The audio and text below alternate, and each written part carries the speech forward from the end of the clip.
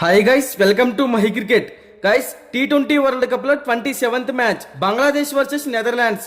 ఈ రెండు టీమ్స్ మధ్య ఈ మ్యాచ్ జూన్ 13వ తారీఖు రాత్రి 8 గంటలకు అర్నోస్వేల్ స్టేడియం వెస్టిండీస్ లో జరగబోతుంది. ఈ మ్యాచ్ బోత్ టీమ్స్ కి చాలా అంటే చాలా ఇంపార్టెంట్ మ్యాచ్ సూపర్ 8 కి క్వాలిఫై అవ్వడానికి. మరి ఈ మ్యాచ్ లో బోత్ టీమ్స్ ఎలాంటి పర్ఫార్మెన్స్ ఇస్తాయో చూడాలి. లేట్ చేయకుండా కంటెంట్ లోకి వెళ్ళామంటే Arnos Vale stadium Kingstown pitch reports గురించి మాట్లాడుకుంటే ఈ పిచ్ అనేది బ్యాటింగ్ కి ఫ్రెండ్లీ పిచ్. ఈ వెన్యూలో ఇప్పటి వరకు కేవలం 2 మ్యాచెస్ మాత్రమే జరిగాయి. అందులో ఫస్ట్ బ్యాటింగ్ చేసిన టీం 50% విన్ అయింది, సెకండ్ బ్యాటింగ్ చేసిన టీం కూడా 50% విన్ అయింది. సో ఈ వెన్యూలో టాస్ గెలిచిన టీం ముందుగా బ్యాటింగ్ తీసుకున్నా బౌలింగ్ తీసుకున్నా 100% ఎఫర్ట్స్ పెడితేనే విన్ అయ్యే ఛాన్సెస్ క్రియేట్ చేసుకోవచ్చు. ఇక్కడ average first batting score 143 runs, average second batting score 141 runs. అలాగే ఈ వెన్యూలో పేసర్ స్పిన్ బౌలింగ్ గురించి మాట్లాడుకుంటే లాస్ట్ 10 మ్యాచెస్ లో పేస్ బౌలింగ్ కి 26 వికెట్స్ పడ్డాయి, స్పిన్ బౌలింగ్ కి 29 వికెట్స్ పడ్డాయి.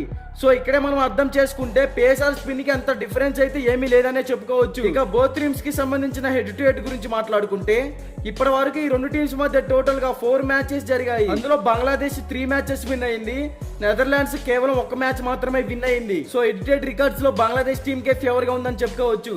ఇక బోత్ టీమ్స్ కి సంబంధించిన క్యాప్టెన్స్ గురించి మాట్లాడుకుంటే బంగ్లాదేశ్ టీమ్ కెప్టెన్ గా నజ్ముల్ హోషోన్ చాంటే అయితే నాయకత్వం వహిస్తున్నాడు. ఎక్స్ట్రాడినరీ ఓపెనర్ మంచి పర్ఫార్మెన్స్ ఇవ్వగలుగుతున్నాడు. టీమ్ కి యాజ్ ఏ కెప్టెన్ గా టీమ్ ని బాగా లీడ్ చేస్తున్నాడనే చెప్పుకోవచ్చు.